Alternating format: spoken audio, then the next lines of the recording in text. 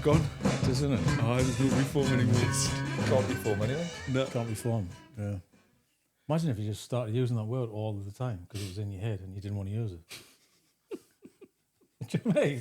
Just, you know what I mean? Luke, you're not allowed to come up say in it. this You're not allowed to I'm say so it. sorry, mate, right? But you've come, because you're in the second slot, right, of the Right. recording day, Done Okay. serious, now we're going silly. which is the best slot. Yeah. Because we've done serious this morning, So you're a bit giddy. right? And now, but you get a bit like conversationally giddy. But we've done that. We've Like done I a was on Zoom. Saturday night. We've had the banners delivered for the market tomorrow. We're cooking on gas. Hey, Sam rang us when I was in the Lovely. kitchen. Oh, they look nice, them. Like, so he was chuffed. He's going to come down to the market tomorrow. Oh, good lad. Yeah. So South Shields, first one Yeah. tomorrow. first one Yeah, tomorrow. exciting. Yeah. Very Are you coming down? Managed to sort the license out about an I hour don't ago. know. I don't know. I don't know what day it is. Is it that Saturday tomorrow? I have no idea. Why is that, Luke? You tell me what your His deal looks days like. is Thursday. I work. I get up in the morning, I come to work, and then I work until I've got to go home. Do you really? Yeah, well, it's like everybody. It doesn't matter what day it is. But do you think about work when you go home as well? All day. It's the nature All of the what he time. does. It He can't doesn't. It switch doesn't off from end. it. Aye, it doesn't end. So Luke is. I'm playing ignorant. This is a good one because you don't know Luke. Oh, I like I this don't one. know. Luke's Aye. got a great story. What is it you do, Luke? I'm a distiller, Ooh. so I make booze. You make booze. I make booze. Hopefully, very quality booze. Yeah. Good booze. Okay. What kind of booze? We make. So I've mostly made gin. Mm-hmm. I've had a decorated career, and I think I've made about 3 million bottles of gin Gin master. historically. Oh, he's definitely a gin master. A gin master. Well, there's a lot of master distillers around the world that haven't got a master's degree in distilling, so I stay away from that. The, Get one in the prison, word though. master. If you, If I go to prison, I could get one. Yeah, sit back in the conversation. So I'm the head distiller, but it's only really me and my wife that works there. So I don't think even that's really a big accolade. So I'm just the distiller. So we'll make a bourbon-style whiskey product. We'll make a white rum and a dark rum from molasses, and then we'll make a gin currently. But Yeah. we've got plans for a bit of everything. Okay. Yeah, because I know you put it on. You put it on social media last week. I had a great night, Because yeah. as you know. Were you drunk? Yeah? Can I tell you how that was night it the rum? actually? I think it's actually quite funny. Because I always say only pirates drink rum, but that's the kind of running joke, isn't it? No, I made rum, right? But I was going to WhatsApp this to you because what happened on that night. Right. So, left your place, went to watch the football for a bit. It was so boring that we left, and I just wanted to go home. Right. I'm at that age. As soon as the activity was done, I wanted to go home. Aye. Couldn't get a taxi because it was the match, and Newcastle was just mental.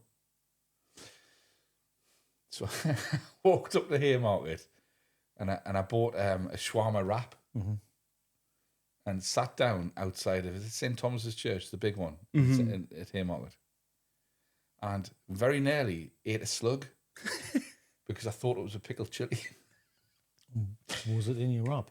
It was. So I was sitting, did you right? buy It the got slug or quite did damp. It was it chucked down with rain that night, and I was sitting down waiting to get a taxi, and it was just wild in town everywhere. So I went and sat outside the church, and it was quiet. The seats were wet. I'm sitting there, this bag here, and then I just saw something on my leg, and I just picked it up like that. Oh, so Right. you thought it fell out. I'm like, I right. thought it fell okay, out. right, got you. Well, that's an easy mistake to make. Oh, it could have been a costly mistake to make. The damage a slug can do to a human. Yeah. You should share it with him.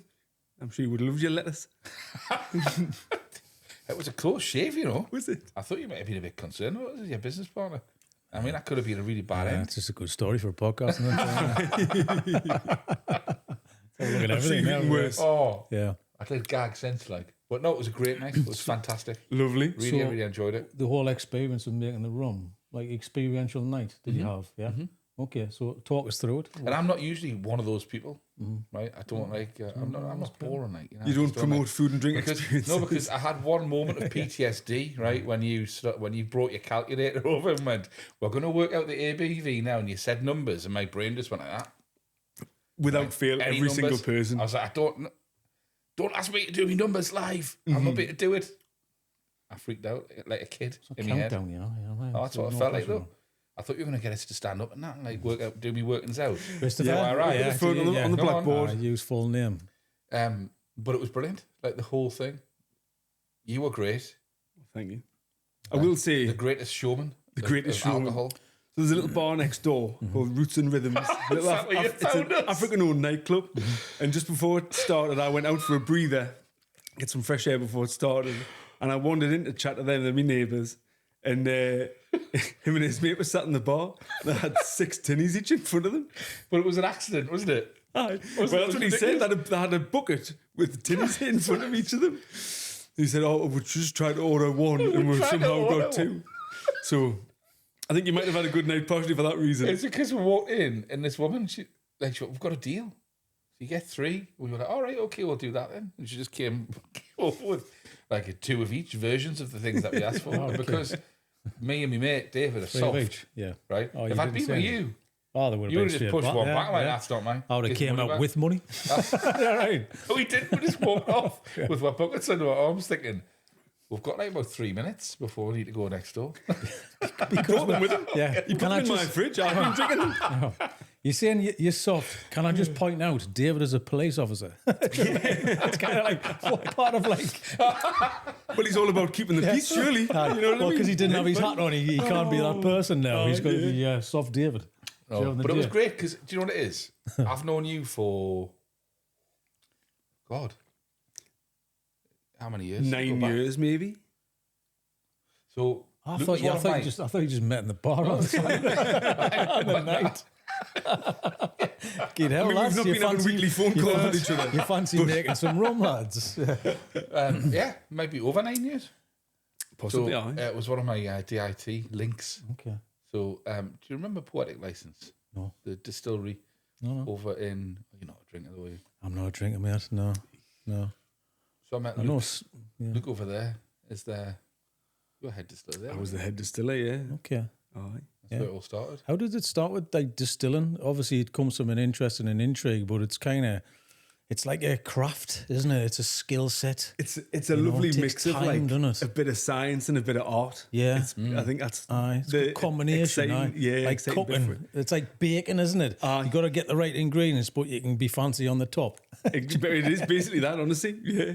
If you can get the basics of what you've got, and then you can go as wild with it as you want to, That's in good. terms of the science of how you make it and various bits and bobs. I suppose that's what makes it unique as well. When you're putting your touch to something, then you're creating something that no one else has ever had. Aye. It's exciting, isn't it? Yeah, yeah. As it's coming out the still, you're always the first person to have ever tried this liquid. Yeah. I take it quite seriously. Like, I was getting very concerned as to whether it was going to be nice or not. There's pressure, isn't Because it? once, yeah. You want it to be nice. Well, it's right. Look, when I was younger, I would always be the one that tried the most ridiculous thing. Right. At school. Yeah. And it would always go a bit pear-shaped, and then you'd be like the jester of the room because you tried the ridiculous thing and didn't work. Slug, Try to rein that in on Saturday night because I was thinking, right, I think I know what I'm trying to make. I think it's, and I'm trying to resist just chucking everything in to do something different. Oh, did you have your entrepreneur hat on? Is that what you're yeah. trying to do? Because you're Yeah, I like, made going, it. actually, this could be a thing. Yeah, Yeah. I did. It was in cans and all kinds. Pre-mix. Yeah, available. 3 to 7 quid. It was a Tesco. well thought concept. £7. Aye. And that's the problem. yeah. Yeah. All right. Okay. So you starting off this journey of like distiller. How did you get to that point? So it starts off with me granddad worked at Scottish Newcastle. My granddad worked at Brown Ale. Did he? He did. I don't think he did anything to do with making the beer. He worked in a couple of different jobs, loading the lorries and being in charge of the people loading the lorries and working on the bottling line and stuff. So he died when I was 11. And there was always stories in my house of, he came home like smelling of yeast from the brewery and they would bring home, so the way they brew brown ale, or the way they used to, you brew it to a double percentage. So it's actually brewed to about 9% ABV and then they water it down just before it goes in the kegs. So if you work there, you can take home 2 litre pop bottles of 9% brown ale. And there's The loads of original stories. brown ale was much stronger than it became, isn't it? It's just got weaker and weaker and weaker.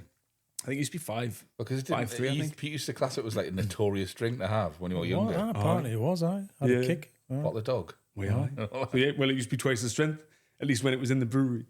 So I grew up with loads of stories of like my granddad and my uncles would sit and drink these 2 litre pop bottles of brown ale around the kitchen table. So when I was 14, I'd pestered my parents enough that they let us get a homebrew kit, and it was purely educational. learn what he did, learn how it works. I was dead interested in it. And I was terrible at school, to be honest. Didn't listen, didn't really care. And I'd found something that I was interested in. So I'm not allowed to drink the beer.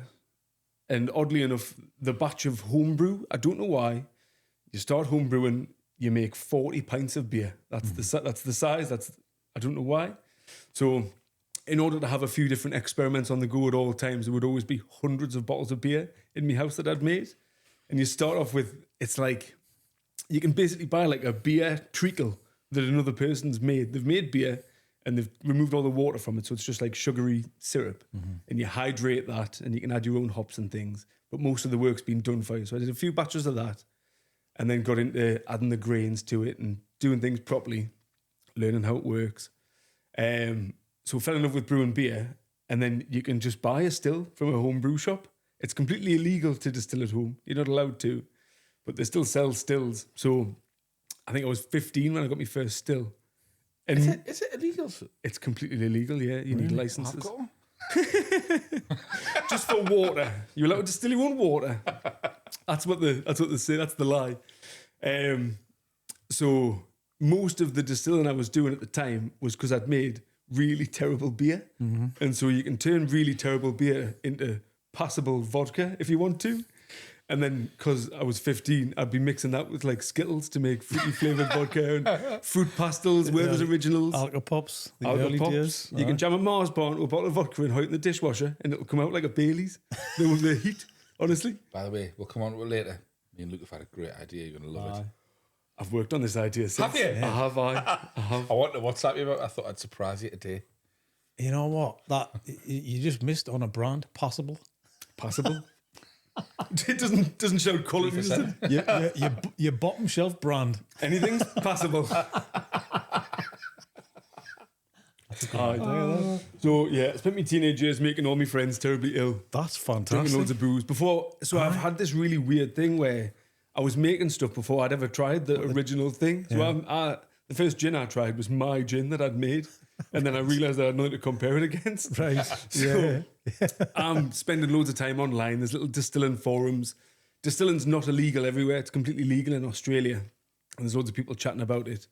It's still illegal in America, but there's a big moonshine history of America, and they're all talking about it. There's poaching in Ireland. So there's people making booze and trading information to each other.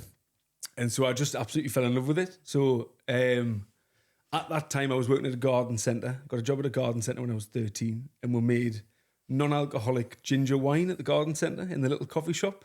Coffee shop was smaller than this room, little tiny place.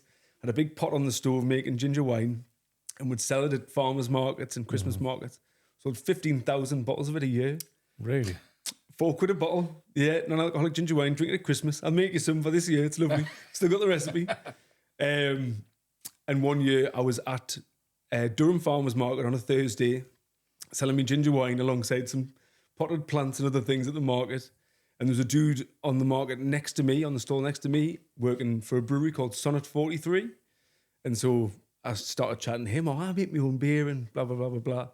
And eventually landed a job there. I would say still not very good at sales, but the only job that I had was a sales job. So I was doing sales there, and then they let me work in the brewery on a Friday as my little reward for suffering through a week of sales, ringing pubs who are struggling, trying to sell them beer that, to be honest, I knew wasn't that great. It was our reach, but it wasn't like top-notch craft ale, in my opinion. And they were quite at the beginning of the curve as well, weren't they? With They were dead early. Yeah. Dead early. They made one really good beer. They made a bourbon milk stout. Ooh. So it was a stout. It had lactose in it, which makes it nice and creamy. That's where the milk comes from. And they added like a Jack Daniel's essence to it. And then they put wood chips in the casks. So it tasted a little bit barrel aged. So that was nice. I used to drink a good amount of that. We had a chef that used to make chocolate brownie using loads of bourbon milk stout in the recipe. That was banging as well. Part of me weight problem, I think, started there. So yeah, I got a job there. And the brewing side of things, I was mostly like cleaning casks and picking tab ends out of bottles. Like I wasn't doing anything exciting. But I started bringing in my own booze for the brew team. Try this whiskey, try this gin, try this rum. And the guy that owned the brew was called Mark, and he caught us bringing in my own booze, called us in for a meeting. And I thought, well, I'm going to get sacked here for sure. And it was his bright idea to start a distillery. So again, that was dead ahead of the curve. Sipsmith had just come out. Sipsmith was like the first craft gin in the UK. They had to change legislation to be allowed to make gin on a smaller scale. So that had just come out. And then he just like handed us the keys to the castle and said, right, I'll give you a budget. Come back in 6 months' time with full plans for a distillery and recipes. And I just had to do it. Am I right in saying, I'm thinking about our history, right? Well, you know, so it's close to one of the first gin distilleries in the northeast, wasn't it? Because it was pre-Heppel and everybody. It was pre-Heppel, pre-Newcastle. I'm trying to think. Yeah, I don't think there was another one. I don't think so. I might be wrong. That's probably why I got excited about it at the time, because it was just that, it was that beginning of like novelty and all these little brands that were starting to pop up in the northeast. And it felt really, really exciting. Yeah. Well, it obviously was for me. It was like I'd been doing it as a hobby and it had sort of all snowballed out of control. It was a hobby that turned into a job. Didn't go to university. The good job at the garden centre was just, I got paid £3 an hour when I started there. It was just like a little something to keep us busy. And it just all sort of happened without me really trying to orchestrate anything, or little moments that just led up to like having a distillery. So like I did a little bit of designing stills and building stills when I was doing my own thing to try and improve the products I was making. And then that turned into having a 150 grand budget of right now we're going to be a commercial distillery. So you're going to have to work out how to make it on a big scale, bottle it, label it, source corks and source glass bottles and everything, and just crack on and get it done. Get it done. We'll have a meeting in 6 months and we'll see how far you've got. So that was my first day doing that job was the start of January 2015, and then the 22nd of September 2015 we sold our first bottle, and it was like a big, obviously very big moment, having installed equipment, and I partially designed the still. It was a bit of an off the shelf, and I changed things. Had it made in China and brought over. The still was on the first floor of a hotel, and it weighed 1.5 tons. So I had to carry it up 12 marble steps to get it into the hotel. And there was never any, we'll get a company to help us do this. It was just like, find some people. Right, lads. Yeah, we'll get it done. We'll manage Grab it. an end. Honestly, like those windows. Honestly, it was that. They refurbished the bar. The bar was like a sports bar beforehand, but they refurbished it to be like quite a fancy gin bar, as seen in London now in Sunderland. It was in the Roker Hotel in Sunderland. And I remember the builder was called Lee, and he just varnished all the floors. He put lovely new floors in. He just varnished the floors, and we got the still at the front door, and we had, I don't know, like not far to get it, but far enough. And we put it on a rug, and we dragged it across the floor. And as soon as we dragged it across the floor, you could see the whole strip of where all the varnish had come off and would re-sanded the floor. He was fuming. And then me and him just put it together, bag of spanners, and just, didn't get an expert in to help us do it. We just sort of did it. Figure it out, IKEA style. Exactly, yeah. Nice. It was excellent. But the thing is, though, like, you had to know enough to have got to that point. Yeah. You know what I mean? Yeah. And you said that you just fell in love with it. What was it? What was it about? What did you love about it? Was it the creativity? Was it what was it? It's like a mixture of the sort of science of it and then the creativity. You can create something and then you've got to work out why it tastes like that. And you can look into exactly what's going on in the pot and what's happening to make it taste like that. So there was a little bit of that, but then also if you make beer, so I did obviously love beer and still do, but if you make a batch of beer, you've got to wait 2 weeks before you know if it's good or not. It's got to ferment, it's got to condition, you've got to cool it down and keg it or bottle it and then give it a few days. And then you can taste it and go, well, that was just wasted time. And it's been 2 weeks. But if you distill, like particularly gin, you start off with a base, neutral grain spirit, it's called a base alcohol. And then your recipe is a mixture of herbs and spices, with juniper being the main one. The word gin comes from the word juniper. So on a little still, back then I could make a batch of gin in about 3 hours and then taste it and go, it needs to taste like this. It needs to change in this way. We need to add this or take this away, increase this, reduce this. So you've got this immediate feedback loop of like, it's not yet good enough. Do it again, do it again, do it again.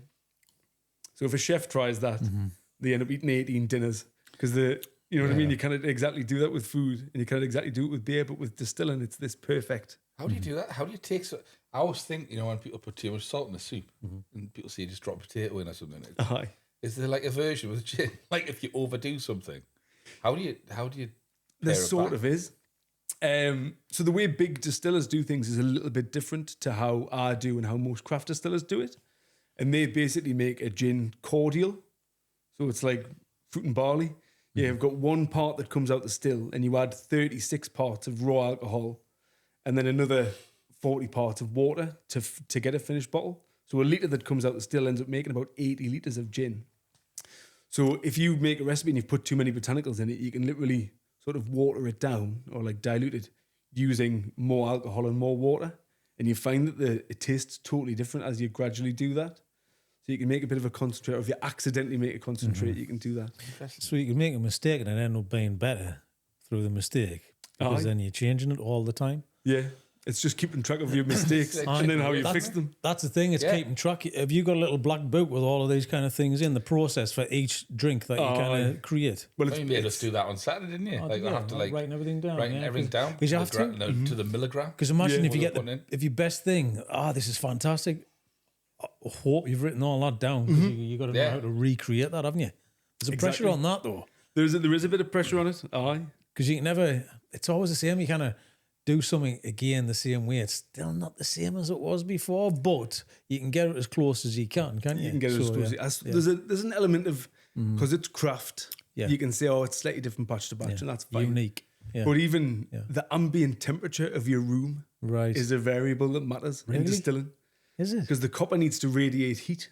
Right. So on a hot summer's day, it can't radiate enough heat out into the room. So you end up with less reflux. You end up with a product that comes out with a lower ABV, and then different flavour profiles come through with that lower ABV.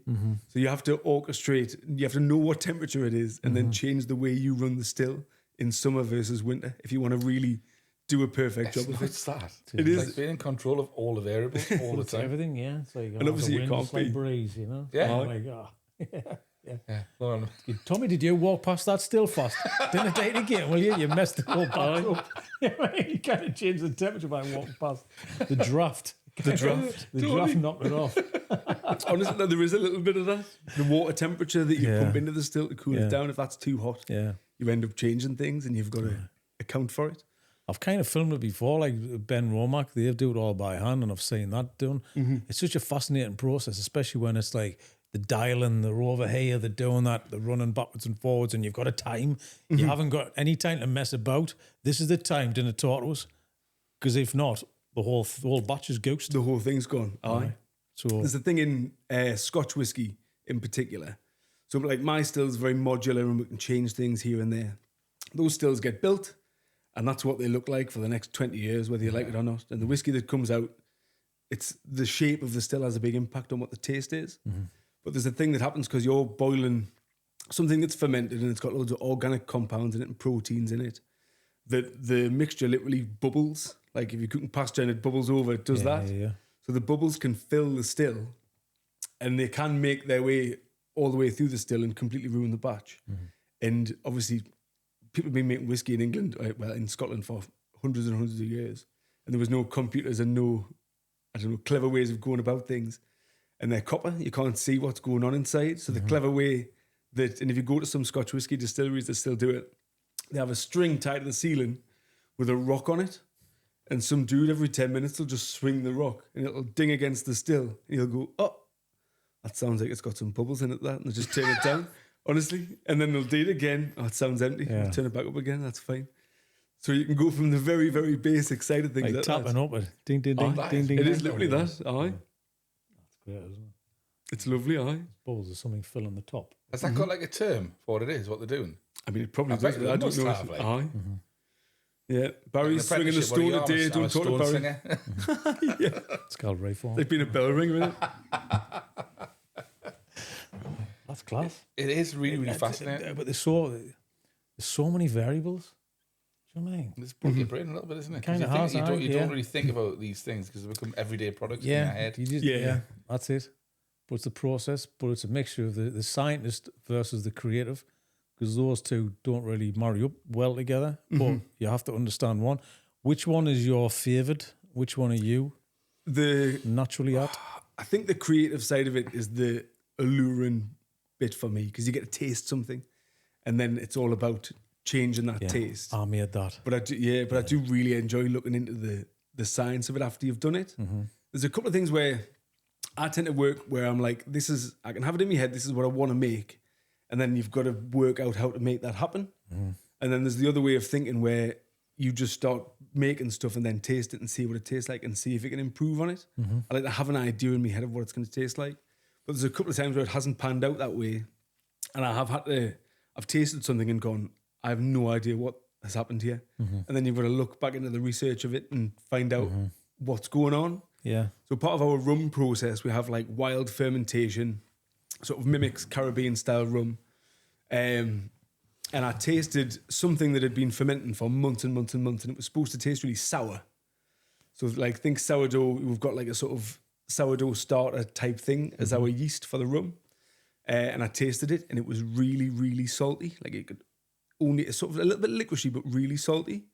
There's no salt in it. And then I'm buying equipment here, there and everywhere to test the salt levels in it and test the acidity and work out what's going on.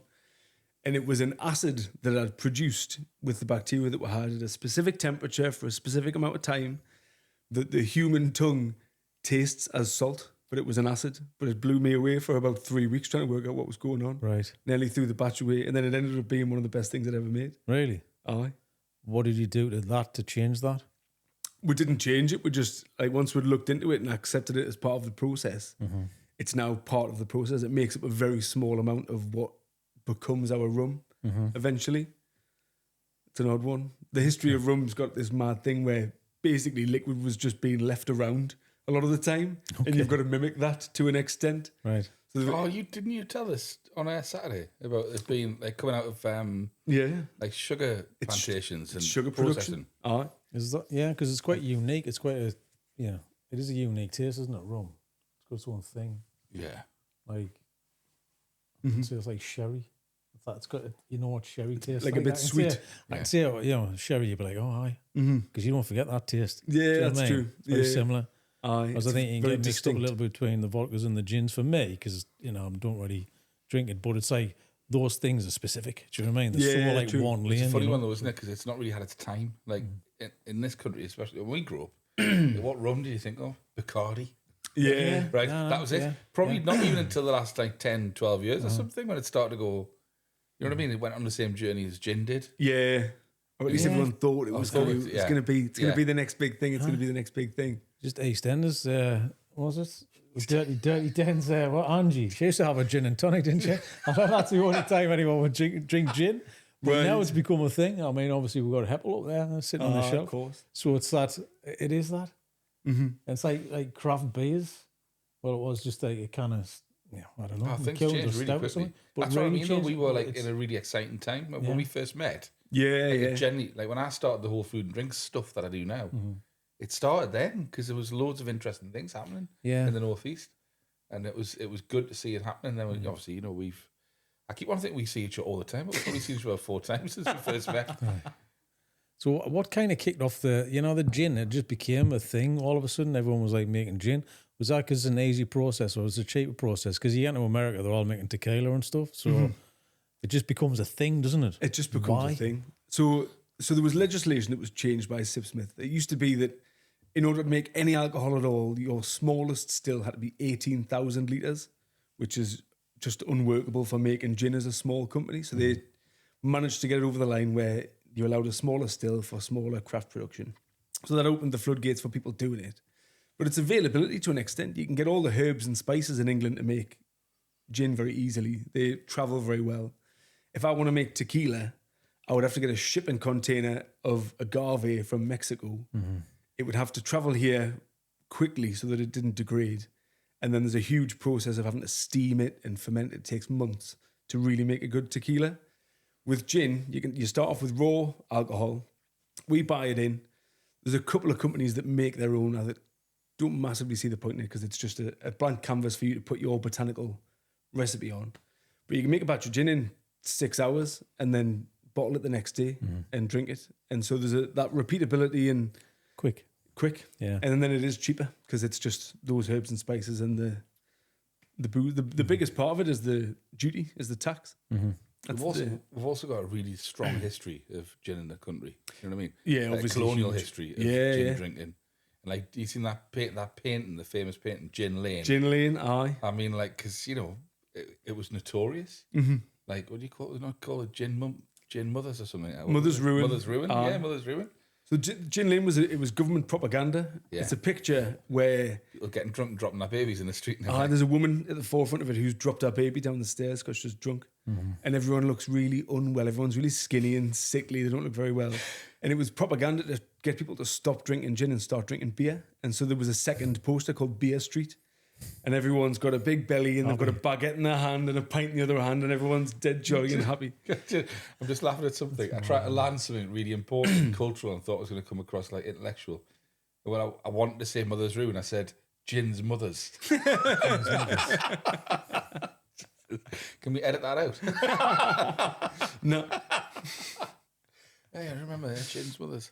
It's mad, isn't it? What they're trying to do to change the narrative. Yeah. Oh, aye. Well, a lot of it was tax related and governments were subsidising farms who were growing wheat and barley, and then that wheat and barley wasn't going anywhere because everyone was just drinking gin, and there was breweries that needed it, and they were trying to get people to, I don't know, do what they needed them to do, I guess. Shares in the company, got a back end, you know what I mean?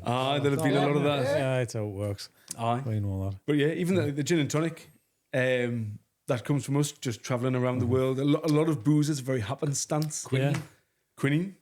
Yeah. The British soldiers were in India getting malaria, and then the thing to stop you from getting malaria is quinine, and it comes from the cinchona tree, and so British troops would get their quinine supplements. It's really bitter. It's now the main ingredient of tonic water, and they would mix their quinine with their gin ration to make it taste better, and they would drink it. That's why you justify like maximum strength gin and tonic for the summer's night in your garden. To keep away the mosquitoes. It is. Sitting by the river in Scotland, hitting you in the face all the time with a net on. Sipping your gym through the mesh. That's fascinating, isn't it? Yeah, Well, it if is. you know what, It is really, really fascinating. It's kind of because it shapes culture as well, doesn't it? Because for me, it's like, why did they go? Oh well, you're allowed to have alcohol, but you're not allowed to have anything else. It's kind of one of those accepted things in society. Yeah. You know. So why was that? What was the reason? For thousands of years. Yeah. It's weird how it travels though. Like, so when we met, we went out to Shanghai or Beijing. I can't remember. It was Shanghai. We went to Shanghai for a week, didn't we, on a trade mission? And it was just mad seeing like even how the Chinese were, like the interest in China around like British spirits and everything. Yeah, Wild, wasn't it? It was crazy. When you were in full salesman mode, then like I've got a really good photograph of you actually talking to a Chinese buyer, leaning across that with a big grin like that. Well, so Grace, it was just my wife, and she is the other director in the distillery. She's the marketing director. She worked at Poetic. That's where we met. And she did my business cards for that trip. And obviously there was an element of translating things. So I'm a distiller. That's my job title. But a distiller can also be the piece of equipment.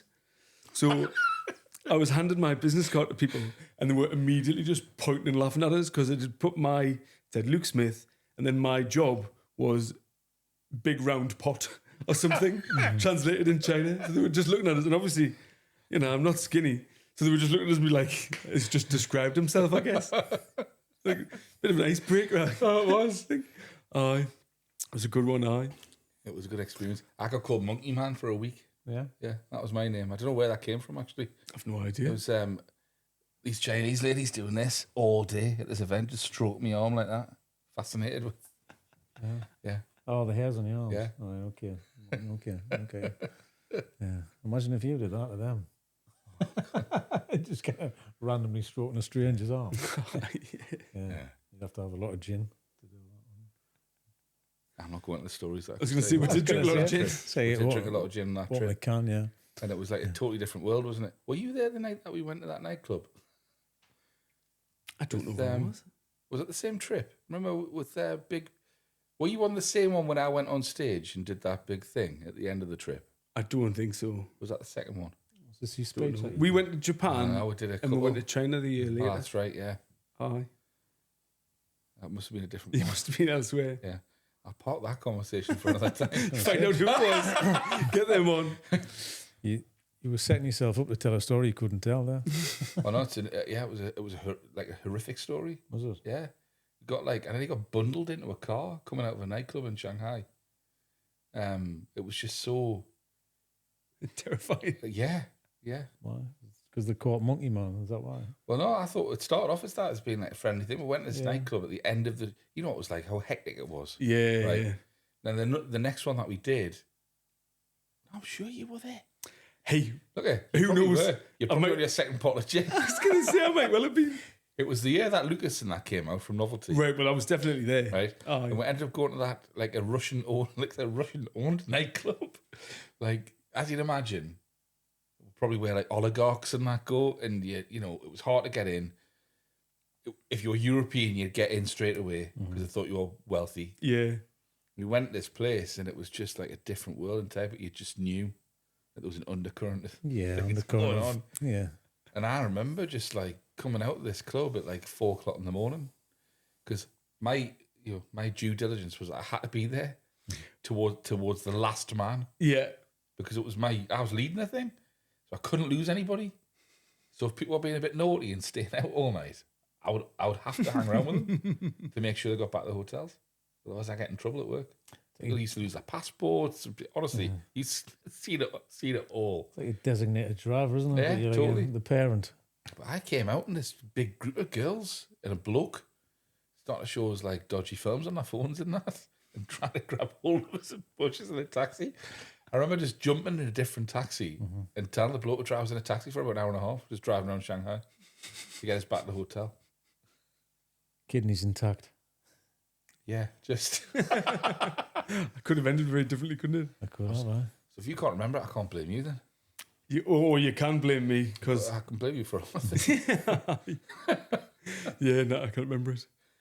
It's all blended into one because we went to Japan and then a year later went to China, and it was the same time of year and everything, and I was basically doing the same thing, stood at a stand, chatting to people, and it's just all one big trip in my mind. It does. Just comes... Yeah, it does. I bet you must have that It does. just totally. for everywhere. Yeah, you've they're been. all. Sometimes I can't remember. I just sort of ball people up into one group. Oh, you were there. No, that was a different life. Yes, it was a different job, or it was a different thing. Different world, different planet. Yes, Fair. but it's been fun. So from that, right? So from Poetic, Yes. what was the leap to where you are now? Because we've spoken on and off. I knew what the plans were around Moonshine, as we talked about it loads. Yeah. Like an Anarchy Brewery. Yes. But that story later. So Poetic was all gin. Gin was obviously the big thing, as we've discussed. But I had been making everything the whole time. I would be distilling gin all day at work and then going home and making rum as a hobby because it was different and it was exciting still. So I decided while I was working at Poetic that I wanted to do my own thing.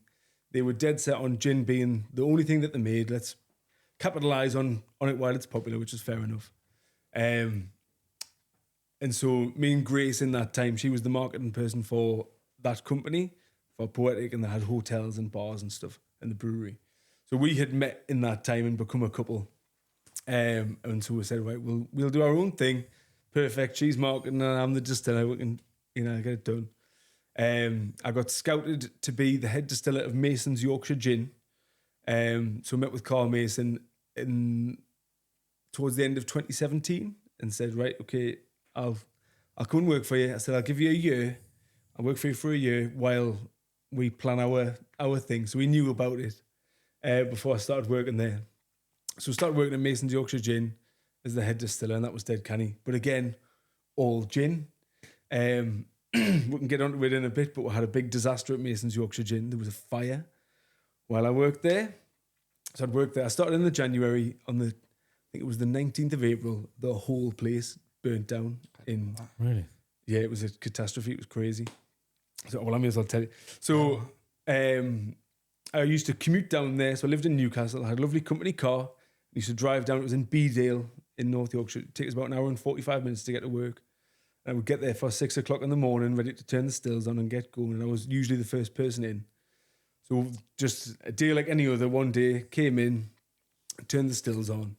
And the stills were these sort of old traditional Portuguese style copper pot stills. Mm-hmm.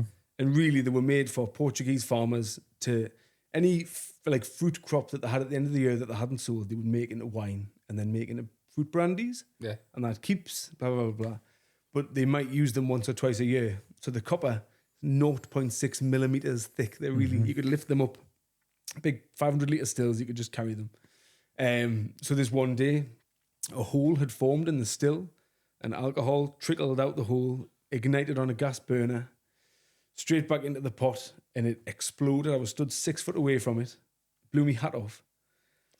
What, literally? Honestly, literally blew me hat off. It went bang. Shouldn't laugh at that. Cartoon, I thought it was like a cartoon. No, it felt like a cartoon. It was mad. So it was like your back turned and then... What? No, I was looking directly and I just watched it explode. Blew me Really? cap off. Did you turn around and... Was it kind of... Did you know there was a hole in? You were going, what's going on there? I mean, it was a turn and then, microscopic, was it tiny hole. All right, okay. So it wasn't leaking. We filled the stills the night before at Mason's. So it wasn't leaking the whole night. But as you heat metal, it expands. And it was a point where there was a handle in the still that had been riveted in. So there was a hole there. And it just as you lift the handles up and the wibble a little bit, it had formed a little tiny hole. Is this one of them? So, if you're 6 foot closer, that could have been... I'd have been dead. Long gone. I'll show you photos after this. It was crazy. So it turned out it was a big shed, big metal warehouse. Mm-hmm. The insulation in the ceiling was the same as what was in the Grenfell Tower. So it exploded, it hit the ceiling. The whole building just went whoosh. No. And there was 30,000 litres of ethanol in there ready to make gin. There was 7 of us in there. Jesus. All got out, all fine. But it was terrifying. It was crazy. So literally, as soon as it went, I would say within 10 seconds, the whole building was on fire. Just everyone just go. Yeah. I had to run around. It was decent sized buildings, offices, and I had to run around screaming, counted everybody out. So there was loads of ethanol in the building in big IBCs, which are plastic. They've got like metal linings, but they're plastic. It's the worst thing that could happen ever. Honestly, yeah. It's like a fire in it. So the heat, the insulation was falling down everywhere and igniting little fires everywhere. All the tanks melted, and then the ethanol is unleashed from the tanks, and then the whole floor's on fire. Yeah. The whole place was up. It was like there was a fire door, which were obviously dead heavy, and there was jet flames holding the fire door open as we were stood outside. And the whole place you could see it from towns away, this massive fire. We had 8,000 bottles of gin. So the fire happened at about 7:15. There was 8,000 bottles of gin ready to be picked up at 8 o'clock in the morning that were just all absolutely destroyed. But that's the only order that were missed. So up until this point, I've been travelling around doing gin festivals, and I knew lots of other distilleries and stuff. So we had a couple of hours of sadness, post-fire. And then the next day, Carl called everyone around his kitchen table, and we sat around his kitchen table and made a plan. And that week, I was working at City of Manchester, distillery in Manchester, making Mason's Yorkshire gin, sending it back up to Yorkshire. They had another building organised. They'd borrowed a bottling line from someone else and never missed an order. It just continued going out. Aye. That's bad crazy. That, like, isn't it? So I went from commuting down to Yorkshire, had this big traumatic event, and then I was driving down to Manchester on a Monday morning, start at 6, and then leaving on a Thursday night and having the weekend at home, and then back down again on Monday, and I was just making Mason's Yorkshire gin from April till December when I eventually left. So this was just like another distillery that let you guys in? Yeah. And they had time to do that? They had space for you to do that? They had space for us to do that. So I had met them like years prior. I got on with them. The guy was called Dave. He had a guy called Brandon working there as well, who I got on with really well. And he reached out and said, hey, listen, we've got spare production capacity if you want to come and use our still. So I would make 2 or 3 batches a day on there. They had the nicest still I've ever worked on. Bearing in mind, I've built my own stills. It was a Holstein still, this built in Germany, these like beautiful things that are 500 litre still. So I would drive botanicals down. They would weigh botanicals out for us, and I would drive them down on a Monday, the week's worth of botanicals, make gin all week, and then it would get shipped back up on lorries. They would bottle it and then just, I guess, continue on. Yeah. So That's great that you could kind of reach out and somebody help you out as well. That's what that community's like, though. Yeah, that could kind of shut down a whole business. brewing and distilling, everyone gets on. Yeah. There's no because they know how hard it is to kind of, and how unique it is. It's like a craft, isn't it? Yeah. Well, I think everybody knows, like, you don't drink the same drink constantly all the time. You might have like full circle, and then the next pint that you might drink might be a 2x2 beer. And it's the same with gin and rum and everything else. So everyone knows that they're not really competing. Yeah. We're all in the same place. We're all going through the same thing. And everyone, most importantly, appreciates each other's products. If someone makes a nice beer and you spend all day talking about and making beer, you're probably going to enjoy their beer just as much as the beer that you make. And it's the same for us with spirits. So loads of people reached out, to be honest. That was the most workable situation because they had production capacity. That, well, it sort of leads us on to a little bit of moonshiners. They were the first make your own gin experience. So they were. So that started off as a little thing. I think they had 10 or 12 little stills.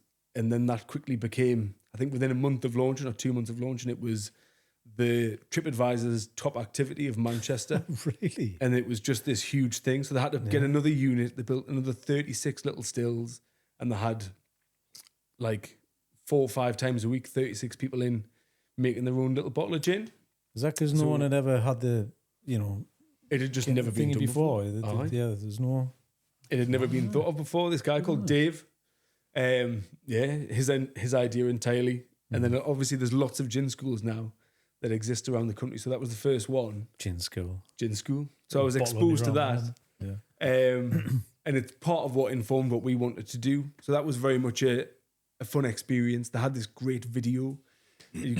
Like people come in at the start, and then there was this massive projector, huge screen, and they'd be showing this history of Manchester, of like them building trains and all this production stuff. And now we make gin. And then customers would go in and pick their own botanicals and whatever and make their little batch of gin. But was that already in your brain? It wasn't for massively. moonshiners at that point. Not massively. It was something that we thought about doing. I had wanted to be the country's first rum school. Yeah. So nobody had done spiced rum. Similar concept. You start off with a base rum. You've got your herbs and spices to add to it and distill. So I wanted to do a spiced rum academy, but it makes sense if everything's there to do gin. By this time, I had made so much gin that I was quite bored of it. When I worked at Poetic, we made a new gin every month, and that would be the next new thing that everyone would talk about. And by the time people were tasting it and talking about it, I was working on the next one, so I was already bored of that one. We did a similar thing at Mason's where we made lots of different things for other people. We had some supermarket contracts. So I was always making new gins, but really I was enjoying rum more than anything at that time, a bit of whiskey. So I was I expected that the big gin boom would end. I was also spending every weekend at gin festivals the whole time I worked at Poetic and Mason's. Mason's a little bit less so, but there was a travelling gin festival that was in a different city every week. I remember that. Yeah, I do remember. So I travelled around with them. I would meet them wherever they were that week. They'd have big lorries with all the tables and bars and stuff. They'd set everything up, and then you'd bring your little setup and loads of bottles. They used to give 36 bottles away as individual samples on a Friday night and again on a Saturday night, and then go home, and then next weekend, and I'd be hoarse, shouting over loads of music, talking to hundreds of people, thousands of people every weekend. So it was gin forever. It's all that though, didn't it, mate? The travelling and the talking and the way out pretty quickly. Yeah. It was quite, because it was the same people. So it was like you'd see your little weekend family, and then you'd all go out for drinks afterwards and stuff, and I'd have a little stealthy gin and tonic. So you got to get a bottle of Fever Tree and pour out a mouthful and then top it up with gin. And then you're just drinking a little bottle of tonic behind the bar. Nobody knows. You can have a little gin and tonic. Perfect. So we used to do that quite a lot. And then we'd all go out afterwards and things. So, I sort of was done with gin and wanted to do spiced rum. But my spirit school, I think, is like no other in that the little stills, like I mentioned those Portuguese stills, it's the same company that make the little mini stills. And they're made as like decoration, really. But they do work. They're functional. You can put them on a little hot plate and they'll work. But I wanted ours to be something that I would want to use. So I designed ours to be a tiny still like our big still. So they're really multifunctional. You can do loads of stuff with them. There's valves here and there and loads of exciting things that we can tell people when they come. And the main focus of building our we call them academies. Our academies is to eventually have a full whiskey academy where you can come and make your own whiskey. And so they need to be a bit bigger and a bit more robust for various reasons. And then obviously safety is at the forefront of my mind quite a lot, given the big fire that I was in. So everything at the distillery is very different to other places that I've worked historically and things. So we do a gin. I've got a gin class on tonight. After we're doing this, I'm going to go and prepare for that, and I'll be Mr. Gin again tonight. But spiced rum, I think, is the exciting thing at the minute, and then hopefully whiskey. We've got the first one penned in for November for people to come and make their own whiskey. What's the journey been like trying to set up the business? Obviously, I've tracked the story, and I've talked to you about it and stuff. But has it been tough? It's been tough. Well, so by this point, I said I've worked at Mason's in 2018. No, sorry, it was 2019. So I started 2019, and then I left on the last day of 2019 with we're going to set up our own distillery. We've been talking about it, working on it quietly in the background. We've got brand and all that sort of stuff in the bag. Business plan was, because we had loads of time, was way too much. We were sending people business plans that were like 80 pages long and stuff. People were going, I'm not reading this. Can you remove most of this? Just give us the top line. You will have done. So we had it all in our heads. It's going to be dead easy. We know what we're doing, blah, blah, blah. So we set the company up on the 18th of March, 2020. And then obviously that's good timing. 4 days later, the whole world ended. Yeah. But it just meant that we had more time. In that time, I had already designed the mini stills. I had bought them. And so they were being built for us in China. So very, very early on in COVID, 24 mini stills in enormous boxes arrived at my house. So they took half my dining room for all of COVID, basically. Obviously, I was able to get a few out of the boxes and build them and start working on the recipes for the products that we eventually made. So it was nice to get a bit of time there. We had there's a bar at the distillery where we serve customers. We built that during COVID, and that was in my garage, with the idea of at least we can do social media videos from the garage. But it just ended up being, I've got 4 beer taps on in my garage now and 300 bottles of gin on the back bar. So every weekend sorted, that's fine. So it was like, obviously COVID got in the way, but it gave us a bit of time to plan things. And then we had a building lined up ready to move into. I think I need to eat something. My tummy that. We had a building lined up ready to move into, and then that fell away, and then another one, and that fell away, another one, and that fell away. One of them was a railway arch, and we had even paid our first month's rent. We were ready to go in, and then Network Rail said that we couldn't have a distillery directly under Newcastle's main in and out railway arch in case there was an explosion. So we eventually found the little building that we're now in. It's 10 minutes walk from the central station, which is perfect. A little bit smaller than what we wanted, but by that point we'd basically run out of money. So moved in. We had a little bit. We did a little fundraising. We got about 100 grand to pay for things and spent every last penny that we had. But as a result of that, we couldn't hire anybody to do anything. So for me being a distiller, suddenly I was an electrician and a plumber and a painter and then everything else. So it took me about a year, and I built the whole place basically. So at least if anything does go wrong, I know how to fix it, which is nice. But I think we wasted a lot of time getting to that point. Yeah. And we were slowly distilling things in the background, but it was dead difficult to start. And then because we've had the building for a while, it still doesn't really feel like we've started. It still feels like we're sort of just about to start. Maybe we've had maybe 100 customers in making their own stuff so far, and we've sold bottles here and there. And obviously we've made a few batches of things, but I still don't really feel like we've had a start date. I think we need a launch party. Mm-hmm. Yeah. Do a launch party. We'll do a launch party. Do it with collab ideas. Hey, we could. It's going. I'm just drip feeding at you. All right, idea that we're going to have. Some ideas. Well, we'll have, obviously we've talked about the spiced rum school, and I do have, you came on Saturday, I do have your bottle of spiced rum here, if you want to showcase that. Oh. If you want some opinions, Yeah. Oh, are you gonna paste this on podcast? I haven't tasted it. Oh, have you not? No, hey, it's in a sealed, Chalky's rum. in a sealed bottle.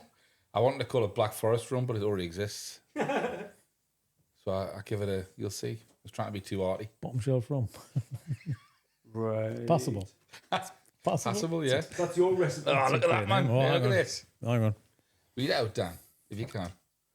1 spoon of happy tears. I was going to do. I was going to do the breaking bread kind of the kids poem. Make you cry. Cacao 7 grams. Cloves 2 grams. Elderberry 1 gram. Ooh. Cube. on, yeah. What's a cubeb pepper? Look. Cubed pepper. Well, I didn't know what that was either. At least I've said it right. I'm pleased. I want Luke to try and talk through why I Sour added those cherries. things Sichuan. Szechuan. for a bit of Pink pecan. Pink peppercorn. Oh, licorice root. Greens par. What's that? Grains of paradise. Ah. Are you driving or cycling? Right. You need to try in my room. You do. I've only got 3 glasses. I want to say Lottie drunk Dan on a doesn't bike. drink. We're gonna go. stick a GoPro on there. So Oh, it's a Lottie GoPro. That's a good idea. So, cubed peppers are extraordinary. They're a relative of the black peppercorn. They don't have any of that big bite that black peppercorns have. is it a mild? Is it a builder? It's like a slow, low background flavour. Oh, you got some vanilla colouring. Have a look. Syrups, Have a colour. look, Dan. What do you think? Water. That's his artwork. So you get to draw your own label out. Jesus, lovely. How you were drunk? Acrylic paint pens. We've had some. Hey, I think mine's all right compared I to like- some of them. I And then like- you just put a smiley face I on like it. them bottles. You know, I was telling you, that the bombed kind of hospital where we used to dig Yeah, up bottles. yes, It yeah. reminds us of one of Well, there those. you Like, it's go. an old kind of bottle. That's great, that isn't it? I definitely have a pirate ship. That should have gone pirate led. Pirate led. Nobody's Just done that yet, just actually. call it No R. one's done sculling to get Just call it R. 3 R's. R. I mean, come on. Rum. Rum. Yeah. You impressed with this? I feel like you've No, just showed me homework and your dad. Okay, yeah. And, didn't give us I'm some waiting markers. for like appraisal. Can I open it? I can look where we are. go on, Got some open glasses. it. You can, if you don't want to drink, you can certainly smell it. Oh, I'm going to sniff it. It's 40% ABV. That's right, yeah. Yeah, baby. Alcohol by volume Thank you. percent. Just for, I'm excited. It tasted great on Saturday in my head. I genuinely haven't tasted it. We keep I mean, it tasted strong, mind. so it But does like- the first day. It does the first day. It's had a bit of time to relax. It's also about 26 degrees. The liquid itself. Obviously, you tend to drink spirits a little bit cooler. Like, I do feel a bit obsessed with it now. Like, I want to come back because I loved it. I really. I've had. you want a clean pull of plastic? There you go. There we go. So I've had a group of 2 people. They came and made gin, and they came and made rum. Yeah. And then as soon as they left, I got a beep on my phone, and they bought tickets for the next weekend to come Really? back and make gin. Hang on. I was Obsessed over the moon with your immediately. message, by the way. That made us feel happy. Quiet in the room, please. For the Coke.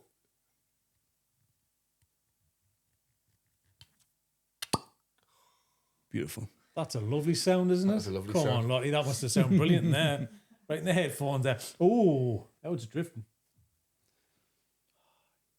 Smell good? I am excited to try it.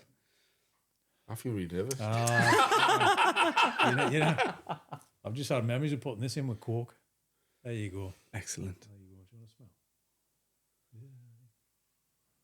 You'll get a bit more from it in the glass. You put it in the glass and give it Oh, a see, swirl around. I'm not being funny. That smells how I thought it would. Well, there you go. Perfect. You little protective papers left a little bit of dust in these glasses. Lottie, It's got a lovely sound in there. I'll pour you one. I'm gonna wow. hang on, Lottie. Oh, we'll pass one over to Lottie as well. Silence in the room. Sorry. The first one was a better sound than that one. Hang on, see if I can do it better again. I think because you had like a full bottle, so it does a glug better. Oh, I've lost my glug sound. Sorry, I poured quite a lot there. for Christmas party. Yeah, sorry. It is high. It smells lovely. Hey, it doesn't smell bad, I will say. It almost smells like it's got Coke in. There's a sweetness to it as well. Am I right? There is a sweetness to it. I believe, did you put a little bit of vanilla syrup into it? Yeah, there was vanilla on the recipe there, yeah. 20 mils. There we go. So we obviously start with, we start with my white rum. I make a white rum from molasses, from scratch. And everybody gets a litre of white rum to go in there still. And they choose their botanicals. And then after the distillation, a lot of spiced rums are sweetened after distillation. So we allow people to put sugar syrup in, molasses infused sugar syrup, and then we've got loads of different flavoured syrups like vanilla and chocolate, pineapple, rhubarb, all sorts. So this has obviously got a little bit of sweetness added to it. But hopefully you should get all the botanicals. It's a nice one for a Friday. I am. Yeah. Cherries coming through as well. Take it to the market. Yes, you used lots of cherries, didn't you? Do a customer sample test tomorrow at the market. Not do that. Got a license. Certainly can. Exactly, yeah. Hey, it's not bad, you know. There is... Is that pepperiness coming from the Szechuan or just the alcohol? I think it will be the Szechuan. The alcohol doesn't bother me at this point. 40% is like water. You like it? Got a thumbs up from the corner. Available from tomorrow. Specials. 20 quid a glass because there's only one bottle. The good thing is, you can order it. I could order my You recipe can order it now. All right, okay. So you've locked that recipe Look at how cool that is. Yeah. Submit your recipe. There's a little QR code. It was like Nick's that, way of man. taking my IP. Yeah. Perfect. Yeah. Keep it. So Oh, everybody... it's data gathering. I like it. You overproduce a little bit, so you make a little bit more than a bottle. And the idea is that some of it, I collect everybody's distillates, put them behind the bar, and you can come and have a rum and coke at the bar with your rum on that night once you've finished making it. And or we'll keep a sample of everything. You can buy a bottle of the thing that you made, and I'll hop on a little mini still, and I'll make a single bottle and ship it out to you. So I really like that. hey, good. Me too. Would you mix that with Coke or ginger? I was drinking ginger when I was at your place. I tend to always do ginger, to be honest. Always. I've recently found for our rum, lime soda is absolutely delightful. It's lovely, just with the base. Like, we don't actually make a spiced rum. We just make a white rum and a dark rum, no botanicals. Once we get some good reviews from that, which we've recently had one, the plan is to then add a spiced rum in. But I didn't want to be known as a spiced rum distillery to start off with. I wanted to make, it's a long, difficult process to make good, powerful rum, I would say. So I wanted to be known for that before we did anything different. What marks would you give us?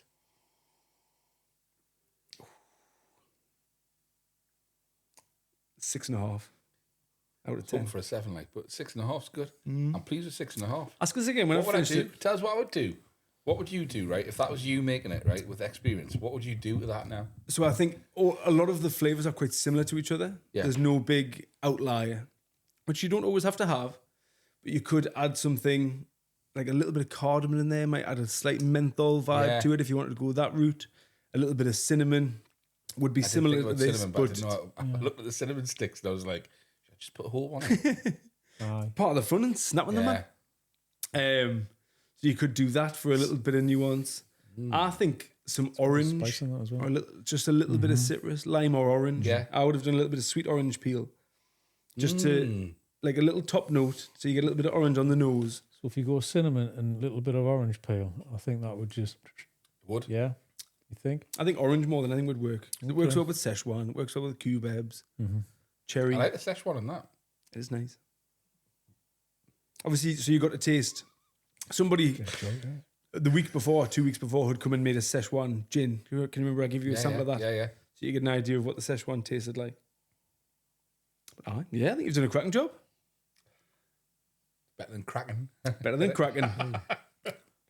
Better than cracking. Lovely. I like that. Yeah, I just like the fact that you get a bottle. You get a bottle. Honestly, it's brilliant. It's a good process, isn't it? Because it's kind of something you're proud of. You can have it. You can kind of keep a bit of it. Yeah. Oh, let's order another one. You can give it out as gifts. You know what I mean? Christmas time or something. It's good. Something that you created because it's a memory. It's that. Hey, that's a connection connection to to the idea joy, for this year. I think it is a good gift, isn't it? Yeah, because you can for every kind year. of because you can work on it. Can I have 10 bottles of that? Yeah. It Can gets I- cheaper the more you order Yeah. because I still just have to do one distillation. I made 12 bottles on a mini still. So as you order 12, it gets a little bit cheaper. Yeah. Aye. That's a good idea. Yeah, we do everything, man. Right now, I've decided that I want to hone in on my own rum and my own gin and order my own product every year. You certainly could. Yeah. It's one of those We gift do it as things, like corporate gifts. We do a wedding package. The bride to be and groom can come in and make their own stuff, and then we'll do it as wedding favours for the That's wedding. great. Yeah. Well, Aye. You've made your own drink on the day you got married. I mean, that's a memory, isn't it? perfect. But It do is. you want to segue into our little idea How and that we had? There's two, wasn't there? let's say pay. Was it? there So two? first of all, right, my brain was in two different places. Okay. So we got excited about the first one, which I'll come to secondly. Right. The other one was I was thinking about the whole Sunderland Football Club Elvis Presley thing at the minute, and they're all going wearing pink shirts. Oh, I think we should do a pink slice gin as a collab. Mm-hmm. Pitch it to Sunderland. Pink slice gin, raspberry and biscuit. What does that mean? I think it means no. Does it mean no? I'm just Well, trying we've got to. the artwork. No, I'm just trying. I'm trying to get the flavours in my head. Yeah. But the raspberry I really do. Right? How do you get the biscuit in there? Just do it. We literally can. Yeah, you can literally Just hide shove it in. shortbread in. It's Oh, cheesecake. get to the yes. shortbread. Hang on. Whoa. Right? That was number one, which I think's a Chocolate bar, goer. like, yeah. Big slice chocolate Second bar. one, chocolate pasty. Chocolate pasty. Yeah. Chocolate rum. Yeah, we call idea of calling it a dregs. It's perfect. now you're talking. Come on. Dregs. Chocolate Dregs. pasty. What? Yeah. Chocolate pasty rum. It's a drink as well. Chocolate pasty rum. Because you can get chocolate in there. Yeah, That's yeah. it. 'Cause the 'Cause chocolate that would- pasty that works would better than lean. the rum, doesn't it? Yeah. I would say so. Aye, definitely. You do that. You've with got Bain. chocolate in here, haven't Didn't you? say anyone. They'll Yeah. You got they'll have cacao. a distillery do that by Monday. You know what I mean? Yeah, we haven't Vo- released this yet. vo- We'll do it vo- beforehand. And Vauxhall have one. How can we do that? A What bottle do we next need to do? How shall we facilitate this moment? To make chocolate pasty rum. And pink slice. I 2 could seconds. make them both tonight. Pink slice gin and chocolate pasty rum. It's a product like Aye. I like it. It is. Yeah. I actually think. Because I can see it. I can kind of the dregs. Dregs. I've just turned this into a business meeting because I actually think we This can is get in dregs. front of people with it. Dregs is a great name. Plus, it's got that pirate thing. To it. Yeah. It's like Dregs. Yeah. Oh, Hey, it's I would laugh. doable. Yeah. Aye. He's a toasted dregs. That's a good. I like that. I think we should make it. We should go down and make it. Yeah. Aye, please do. One can make one can make the other. You can have a bit of a Why don't we do competition. that? See which one's better. That's fantastic. Yeah. That'd be fun. Who's going to film it? Lottie, do you fancy making some gin and rum with us? 2 thumbs up. 2 thumbs up. Dear. It's been a positive day. I'm getting a bit giddy with the All right. positivity. Oh man, yeah. I like that idea though. Yeah, I can it just instantly hits. You can see it. You know, I can see it. And when you see the quality, like your bottles with the proper artwork on, not my sort of child sketches, you can see the product looking fantastic, I think. Yeah. Look, There you please. Look at I mean, that. I've cycled them here, so they're not looking their best. But that's my Don't knock them off. Paradox and is that vegan? vegant. And then when it's aged, we call it nocti vegant. Nocti vegan. Nocti vegant. I do believe. Ooh. Mm-hmm. But look at that vegan bottle and just imagine, we'll speak to Laura and using some of the pink slice artwork. That would Oh. see it. Honestly, we could. It's when we go silent, we think. This is I knew that would happen. this is the problem. And you? Yeah, there's shit for a podcast, though, isn't it? Be Supposed to be patient, everybody. talking, We're eh? doing something really important. A dance thinking. Do you know what I mean? Yeah, because I can say it. I think we should have like a countdown clock at these moments on a podcast. So you just get what they used to do on Vic and Bob. Baby You bar used to on get the tumbleweed going across the room. That's your thinking. So, yeah. Or just sit still. Like Just silence. Dan Moss. Aye. Yeah. But this is the exciting thing, isn't it? Having an idea and then being like, right, It we is. can make it a, we But can it's make it a unique, booze. right? So even if you're a small business and you don't have the capacity or the kit Because it's to do product development where you want to trial something, that's another thing that you guys could do quite easily. We've Come done in, it. do Yeah, we've done have it you for a done few. that before? Aye. Ooh. Well, hey. I'm working on a few products at the minute. We've got a collab in place with a coffee company, a local coffee company. We've got a hot sauce company that want to turn 2 of their hot sauce recipes into spicy rums, but they've also got like pineapple and bell pepper and things in them. So they're going to bring their hot sauces and we're going to make spicy rums. You do water there. You do flavoured water. We could. Water. We could. I know what you're thinking. It's top. Yeah, We're going to. it's on the list. A partnership. CP. We can't. Yeah. I tasted Marlish might be better tuna flavoured water. But we're not. We can't say that. We've got to keep that one secret. That's You've got flavoured water plans. Yeah. It's a good idea. Tell you when the cameras are off. Yeah, tell you when the cameras are off. We're not telling anybody that Exciting. one. But, no, I won't stay on that idea. Yeah. Right, so it's a deal. We'll come down. We'll make those two things. I'm excited. I'm just intrigued with the whole process. You don't have, I'll have a little taste when I'm there because the tasting the thing's a thing. But it's like Temptation to throw that at you when you're talking. just in your eyeball. Yeah, set on fire. Yeah. Pirate done. Yeah. So it comes out still at about 80 to 85%. So it's nice and strong. Right, You okay. just taste little tiny bits. You did a bit of that when you were when you're there. You just put your finger in the stream as it's coming through and just have a little taste. Do a bit of that. I did that. I mean, that was my problem. I did that several times. But too much. Then you came up with me and went, "You look stoned." The exact words. Yeah. You've I had was too many moving hits. like a sloth. Yeah, too many hits. Because I was frightened that I was going to knock things over, so I was moving like. Yeah. Spatial awareness. I think I said, It's gone. Be gone, that mate. you're looking at your hands. You're looking at this like a stoner looks at his hands. That's what it was. It's just, everything was very like... Yeah. There's a couple of breakable bits. That little hydrometer, we've gone through a load of them. People smashing them. Yeah. No, you'll enjoy it. Okay. I Let's just lock like it in. Let's make it happen. Honestly, it's loads of fun. It's intriguing. Aye. It's a good thing, isn't it? It's fun. I like it. Do you regret anything? To do with this? Yeah. We'll turn up today on this podcast. Walking through here. I had a load of people telling us, obviously years and years ago, to just get a tiny building in an industrial estate and just start. So I think we spent a lot of time waiting for perfection when we could have just started. I think just starting. Yeah, I agree because you could've get done ahead that of a yourself while because you'll end up there anyway. But you might as well just start now. Aye. But you're here, so it doesn't really matter. You can't Yeah, really, exactly. look back. Yeah. Oh. Yeah. Okay. I think it's time. The menu. I'm going to try and work my way around all of Everybody this always glassware. look really panicky every time you say that. Well, I'm panicky because I'm Do us a just. favour, put those I'm bottles going to up there. there, I'm will going to you? leave it there just for. It's like double jeopardy. So, just going to see if I can handle it. Also, I'm going to get really close with a wire. Going to make you really nervous, Chris. I mean, I've knocked I think I knocked the chocolate off there before once. You Who did. was it? Yeah. You did knock the chocolate off there. It wasn't baklava, was it? It was something like that. Baklava. Baklava. Yeah, it sounded like Dracula there. It sounded like the Count of Sesame Street. That's what I think my hair's going into, you know. It's like, I look, do have a tattoo of him about here. I can't quite get my leg up. There's Oscar the Grouch, an animal. I've got the counts. Count. I thought you had like a hip flask or something up there. Oh, imagine that. Like Indiana Jones. What's she called? Lara Croft. With the hip flask. Hip flask on your leg. She got the hip flask on the leg. Well, it's part of the reason we did that size bottle. That's a disposable hip flask, that. Just put that in your suit pocket and take it out with you, the little ones. Oh, really? Aye. It's a tipple, isn't it? I thought maybe we would sell them at like little gentlemen's boutiques and that. Get a free bottle with your suit. There you go. That's your shop front, gentleman's boutique. That's great. Love that. So then, Luke, pick something off that list. I thought I was going to answer all of these. I'm trying to keep it as basic as possible. You know what I mean? Just pick one. We'll tell answer you. whatever you Pick want, one. We'll pick tell what you you what want. it is. Honestly, we'll mess this up every single time. Do you? It's been a year and a half. Doesn't get any easier. To be honest, so I think last meal might be slightly comical.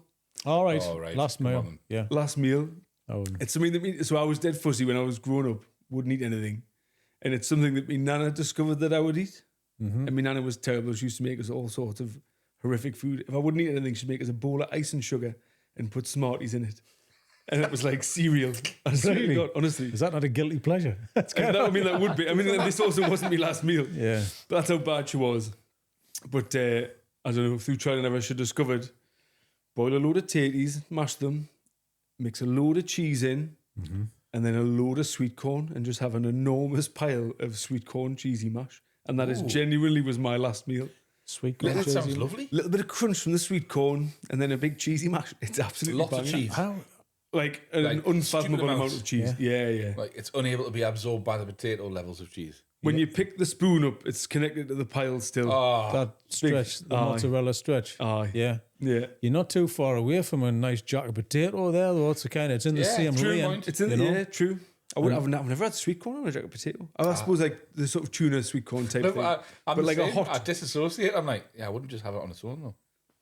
But, right and sweet. but you've got to mix it in. The sweet corn is it's part of the big pile.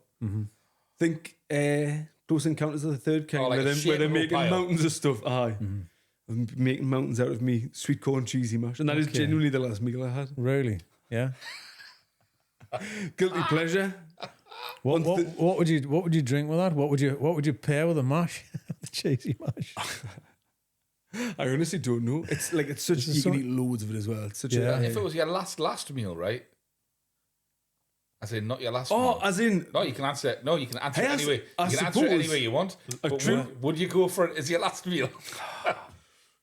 I might, I might put sausages on the side. So I am a vegan. I've been a vegan for 8 years, I believe. Okay. But I think if it was my last ever meal, I might just betray Dip straight in, the animals on the last one and have Yeah. some real Okay. sausages. Is that what you miss as a vegan? Sausage. Possibly. What about bacon? A bit. Yeah. A bit. I used to really like quite an overcooked bacon. Like, just enough that it's got a little bit of a crunch. Aye. Yeah. It's that hard to remember now. It's been that long. You have me chucking a nice big fried egg on top of that mash with a bit of brown sauce. What? A bit more. Get the yolk going into the Nah, it potatoes. needs a bit more solid in there. Needs something to You're dip just in. adding to the wet. Yeah, it's just too much Crispy wet. egg. Yeah. Crispy egg. Yeah, get the crispy round the white. Good If fun. you're skilled enough, you'll keep the yolk soft. If you're skilled enough. Put the yolk in like after. The white in first, yolk on top. Yeah. I like that. Honestly, I'd eat that. That's like hangover food to me, that. It is. Yeah, it kind of is comfort. Potato Comfort with cheese. hangover, It is yeah. just comfort Something food. crunchy that you think's healthy. And it Comfort food takes no becomes- time to make it as well. So Yeah. Is it mash or just like mash. She's blitzing it up. She's good like, at making mash? yeah. Like I think mixing it up in a blender now, Yeah, so I've it gets it seen done that. quicker. I Them think mashes are awful. They're all, Yeah, you it's cannot kinda- do that. changes the aye. potato, it Yeah. does. starch. It gelatinizes the start. That is Does what it? happens. Yeah. Part of the That's why I whiskey use process it. with bourbon-style whiskey. I use a Gelatinise. ricer. Okay. Aye, Use rices potato are best. ricer. Potato rice. Even if yeah. you mash too aggressively, you get that like gluey. Yeah. Aye, it's neat Don't good. add cold to hot. Yeah. I don't. As in butter. Butter and cream, I warm it up a little bit. Right, that is the thing, isn't it? Yeah. I just hide in. Taking Any too much salt. time on taters. Like. Oh no, you've got to make good mash. Like Too much time on taters. I completely get it. When I was a kid, I used to like to mash the carrots in with that. Aye. Lovely combo. The carrots mashed in, like but lumpy but squished. Do you know what I mean? In with your mash. I know people that look down on mashed potato. I don't Nah, understand it. I love it. I look down on it while I eat. I get it because it's like it's the least posh of the potato Is it? way. I think it is. But then you call it pomme puree, and everybody's like, "Oh, Yeah. Fried potatoes, you know? exactly." Like chopped, diced, and then you've got like different ones, and you stick them on the top of a corned beef hot pot. No, they're banging. Do you know what I mean? It's my favourite potato. Like Yeah. roasted, double. Like a roast potato. Best roast potato. jacket I ever had. New York Rosie O'Grady's. I've told this story before. Crispy, right? Size of your hand, like an American football size, right? Had a sirloin steak on the plate, and it just came with a potato on the side, all in foil, just a lump of butter, and then just chop, squished it with the hand, so it just open, fluffy. I love that. Perfect combo. The press. Yeah. Remember that to this day. It's just done perfectly. That crispy skin. You're wasting it if you're not eating the skin. Aye. Because the flavour, the charm, the burn, and the kind of... My mouth's watering now. Like back in the day when we used to have bonfire night, my dad would just literally chuck potatoes on the chop them bonfire. in, just bang them in. They'd come out black. Bang them in. Be amazing. Yeah. Like that sort of Yeah. carbon taste that you get from potatoes. You need a bite, you need some like sharp fang Yeah. to kind of get through it. It's an element of risk of taking a tooth out. Well, I used to have them for breakfast if we went camping. Yeah, I'd bury them. Yeah. Bury them under the fire in foil. And then the next day, they're still scorching hot. You just have them for breakfast. It's done. The best thing. Just dig them up. Take the foil off. Fancy Yeah. jack potato. Mm. You know what is a crime? Don't the microwave. Yeah, Just, I agree. It's just it's kind of There's like no need. you've just They would split the room de-leveled there, it. do you think? Yeah, They would I divide think- the room. no, I you think the there's a- size changed. just Depends how de-leveled hungry it. you are. 10 minutes in the I microwave get and then it. finish it in Right. the oven. But it's I can take. Yeah, I get that. I can take Air that. fry is good now. If it's just the a crisp up microwave, in it's an a air waste fryer, of like. time. I've never had it. Yeah, I've never experienced the air fryer yet. Like, It's got just a little oven. It is a just a little little oven. oven. It's Everyone's great. still I just- obsessed with them. I It's just- just a little oven. I put everything under the grill. Everything's better under the grill. Salmon, perfect. I had some lamb the other day, perfect. Diced it up. Oh, it's beautiful. Sizzling pork under the grill. Charge that fat off. Delish. You know what I mean? Say, everything under the grill. It's like everything barbecue. Is that your new YouTube channel? Everything under the grill. It is, right? Yeah. One man on his grill. You just man on stand his there with all those grill, old-fashioned grills Yeah. that are up at Maybe height. about 4 different channels right this very Cordon minute of the bleu same food. thing. Yeah. Cordon bleu. You know what I'm going to do next, guys? I'm going to whack it under the grill. With a cordon bleu. It would do surprisingly well, wouldn't it? It would. It's a shame, but it would. Yeah. 2 million views. Right, next let's question. pick something else from that menu. Sorry. certainly will. Let's go one more and then we'll finish with the grand finale. Okay. Dregs. Dregs. A bit of this, a little bit of that. I guess first pint. Oh, you had to answer that one, like, didn't you? Yeah. would say yeah. so. Were you 7.5? Is this my first pint ever? The thing is, were you distilling before you had your first pint? It was about the same time. Because you got to try it. About the same time. There's no kid on earth is making something and not trying it. Yeah. No. I think I'd had my first pint before I made anything. At 11.